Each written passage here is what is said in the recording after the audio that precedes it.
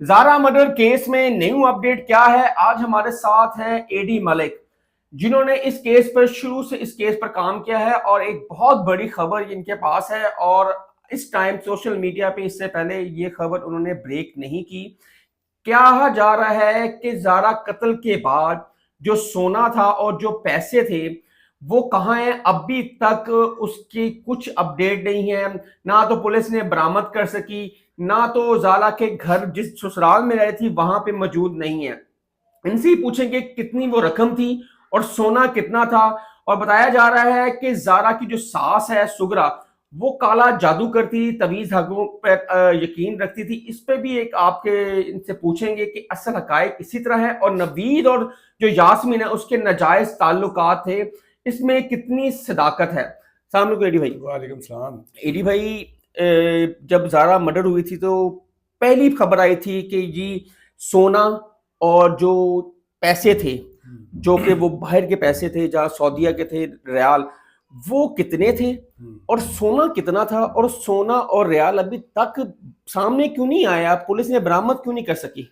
अच्छा, सबसे पहले तो ये बताता चलूं कि जब जारा लापता हुई थी और जारा के वालिद को जब ये खबर मिली थी कि जारा का राब्ता नहीं हो पा रहा, तो वो जब अपने जारा के घर जाते हैं तो उन्हें जारा की सास और नंदे जो है वो डायरेक्ट उन पर अटैक कर देती हैं और ये कहती हैं कि जी आपकी बेटी जो है वो किसी के साथ भाग गई है। और उसके साथ उन्होंने बताया कि जी वो कुछ पैसे लेकर भागी है, जेवर लेकर भागी है। अब ये मुल्जमान ने पहले दिन ही उस पर इल्जाम लगा दिया था। अब जब ये सारी तफ्तीश हो गई, पता चल गया कि असल वाकया क्या है, मैं जब शबीर साहब का मौकफ लेने के लिए उनके पास गया तो उन्होंने कहा कि मैं आज उसी घर में गया था जिस घर में मेरी बेटी के साथ इतना बड़ा जुल्म किया गया। वो जारा के कत्ल होने के बाद, मुल्जमान को गिरफ्तार करने के बाद पहली दफा उस घर को डीसील किया गया। ठीक है। और उसमें मैंने उनसे सवाल किया कि आप अकेले गए थे या फिर आपके साथ पुलिस थी या फिर कौन था? उन्होंने कहा जी नहीं, मैं था, जारा के मामू थे और साथ में कदीर था, कदीर के साथ उसका बेटा भी था।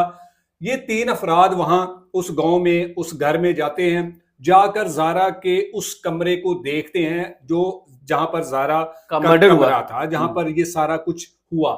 तो वहां पर जो सेफ अलमारी उनके बकौल के वो जो पड़ी थी घर में, उसके जो दराज होते हैं उसके ताले तोड़कर, अच्छा, ताले तोड़कर उसमें से 11,000 Saudi riyal, 4 lakh Pakistani currency, 21 तोले सोना, जारा का पासपोर्ट और जारा के पासपोर्ट के साथ ही उसके बेटे शाफे का भी पासपोर्ट था। लेकिन शाफे का पासपोर्ट वहां पर मौजूद था, जारा का पासपोर्ट, जारा के 2 एटीएम कार्ड और जारा के नाम जो 4 तकरीबन प्लॉट थे, उनमें से 4 फाइलें वहां पर मौजूद थी, लेकिन उसमें से भी 2 फाइलें गायब थी।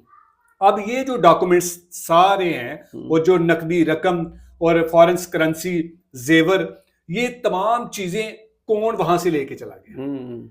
क्योंकि मुल्जमान ने अपना काम करने के बाद जारा को किस तरह से ठिकाने लगाया, सबूत किस तरह से मिटाए, वो टेंशन थी उनको। हाँ, मैंने शबीर साहब से सवाल किया, मैंने कहा जब आपको पता चला था कि बेटी के साथ राब्ता नहीं हो रहा तो आप उस घर में गए थे जहां आपके साथ बदतमीजी की गई, लेकिन आपने हौसले के साथ, आपने होश के साथ, सब्र के साथ काम लिया और वहां जब आप घर गए थे तो वहां आपने देखा था कि कोई ऐसी चीजें आपको कोई मशकूक नजर आई हो? तो उन्होंने कहा था कि मैं जब घर में गया मुझे उस घर में से कोई ऐसी चीज, कोई टूटी फूटी, कोई ऐसा जो होता है कि घर में कोई ऐसा जो काम हुआ हो तो पता चल जाता है, तो तब तक अलमारी के साथ कोई ऐसी छेड़खानी नहीं हुई थी। तो फिर मैंने दूसरा सवाल, आपके भी जेहन में आया होगा, मेरे भी जैसे आया, मैंने सवाल किया, मैंने कहा मुल्जमान तो गिरफ्तार हो गए, घर को पुलिस ने सील कर दिया, वो घर तो आ गया पुलिस की कस्टडी में और कोई और जा नहीं सकता। आज आप पहले दिन उस घर में जा रहे हैं और आप वहां का मंजर देख रहे हैं कि ताले टूटे हैं, पैसे गायब है, जेवर गायब है, लाखों रुपए मालियत का जेवर है, 14-15 लाख वैसे ही कैश बनता है, और इसके अलावा जो एटीएम कार्ड है, पासपोर्ट है, उनको वहां से चुराने वाला कौन हो सकता है? तो उन्होंने कहा कि डेफिनेटली वो जो मुल्जमान है। अब मुल्जमान पुलिस की कस्टडी में है, कस्टडी में मुल्जमान की निशानदेही पर ही तमाम चीजें रिकवर हुई। रिकवर हुई।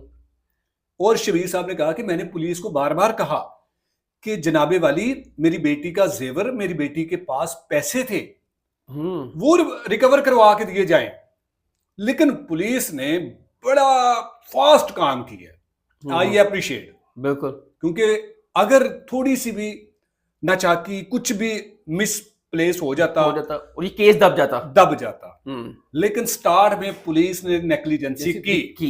बिल्कुल, आपने जिसकी मैं समझता हूं अगर हमारे एसपी साहब, हमारे डीएसपी साहब सुन रहे हैं तो उनको चाहिए कि इस पे थोड़ी सी तवज्जो दी जाए कि जब सबसे पहले मुल्जमान को गिरफ्तार करवाया गया था, तो जब शबीर साहब अपने भाई और भतीजों के हमरा वापस अपने गांव आ जाते हैं और थोड़ी ही देर बाद इन तीनों खवातीन मुल्जमान को छोड़ दिया जाता है।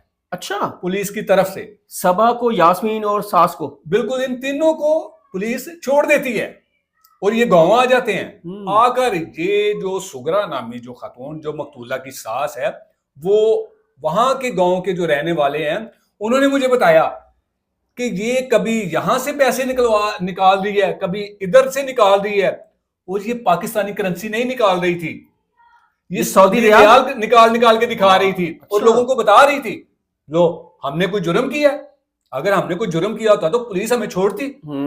लेकिन उन्हें नहीं पता था कि इसके बाद क्या होना है, आपके साथ क्या होना है। सही। अब उसके बाद पुलिस गिरफ्तार कर देती है, लेकिन वो जो टाइम दिया गया मुल्जमान को, वो टाइम इसीलिए दिया गया कि ये जो कुछ चीजें हैं मामलात को मैनिपुलेट कर ले। लेकिन दौराने तफ्तीश पुलिस ने मकतूला के वालिद को, मुद्दई शबीर साहब को, ये नहीं बताया कि हमने जब घर को सील किया था तो घर के ये मनाजर थे, तोड़ फोड़ हुई थी, पैसे निकाले गए थे, जेवर चोरी हुआ था, डकैती हुई थी। ये नहीं बताया था। क्यों नहीं बताया था? नहीं, जब शबीर साहब से आपने पूछा कि जब आप जारा के कमरे में गए तो अलमारी जो थी जहां पे पैसे और जेवर और फाइल्स रखी हुई थी, क्या वो टूटी हुई थी, खुली हुई थी कि बंद थी? बिल्कुल ऑन रिकॉर्ड है, मेरे चैनल पर शबीर साहब का इंटरव्यू पड़ा है कि उस अलमारी के दराज को तोड़कर, उनके जो ताले थे, लॉक, उनको तोड़कर वहां से निकाले गए हैं पैसे, ये सारी कीमती चीजें, ये तमाम जेवर उसी दिन वहां से, अब पता नहीं उसी दिन निकाले गए हैं या कब निकाले गए हैं, वो कहां, वो वहां पे मौजूद तो नहीं थे। और उस दिन के बाद जब पुलिस ने इस घर को अपनी तहवील में लिया, उसके बाद ये कल गुज़श्ता रोज ये जो घर का दरवाजा था उसको खोला गया। और जैसे खोला, शबीर साहब ने कहा हम तो हैरान हो गए। ये भी शुक्र है मैं अकेला नहीं था, मेरे साथ मकतूला का शोहर था, मकतूला का मामू था, और इन तीनों अफराद की मौजूदगी में ये सारा कुछ हुआ है। फिर उसके बाद वो जाते हैं एसपी साहब के पास। एसपी साहब ने, मैंने फिर उनसे सवाल किया शबीर साहब से, क्योंकि वो भी हमारे सिस्टम का हिस्सा है, तो छोटे छोटे केसेस में बड़े बड़े लंबे रिमांड लिए जाते हैं और वो भी समझते हैं। वो माशाल्लाह से उन्होंने जिंदगी बिताई है। मैंने उनसे कहा, मैंने कहा सर 302 कत्ल और इस तरह का कत्ल तारीख में शायद इसकी मिसाल नहीं है। और मुल्जमान का सिर्फ 7 से 8 दिन का रिमांड, और इतनी जल्दी रिमांड पूरा करके मुल्जमान को जेल भिजवा दिया। कम से कम 14 दिन तो होना चाहिए था। उन्होंने कहा, शबीर साहब ने कहा कि ये मेरा गिला है, पुलिस को चाहिए था कि इनका रिमांड मजीद लेती और जो बाकी चीजें हैं वो भी रिकवर करवाती, ताकि जो मेरे दिल में खदशात हैं, जो मैं अभी जाहिर नहीं करना चाहता, तो वो मेरे खदशात दूर हो जाते। शबीर साहब, वो अभी भी अपनी जो पुलिस पे है वो थोड़े खदशात हैं कि इन्होंने तफ्तीश सही नहीं की, रिकवरी सही नहीं की, ये कहीं है उनके? नहीं, मैं समझता हूँ शबीर साहब के दिल में अगर हो तो मैं नहीं कह सकता। मैंने इस केस को जिस लेवल पर देखा है, चल रहा है, मैं समझता हूँ कि पुलिस 100% नहीं, 100% नहीं, मैं इस पे मार्क दूंगा, मैं 101% पे काम कर रही है पुलिस ने बड़ा एफर्ट के साथ। मैंने शबीर साहब को कहा था, जब मैं उस गांव में पहली दफा गया था, शबीर साहब के पास पहली दफा गया था, मैंने कहा शबीर साहब हम इस केस को मसाली बनाएंगे, और इंशाल्लाह अल्लाह के हुक्म से, अल्लाह के फजल से ये केस मसाली बनाया।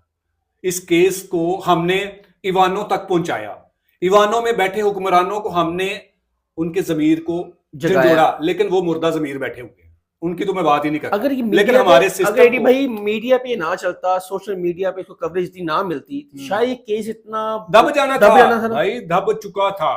देखिए मैं जब पहुंचा हूं ना, तब तक बेटी जो है वो दफन हो चुकी थी।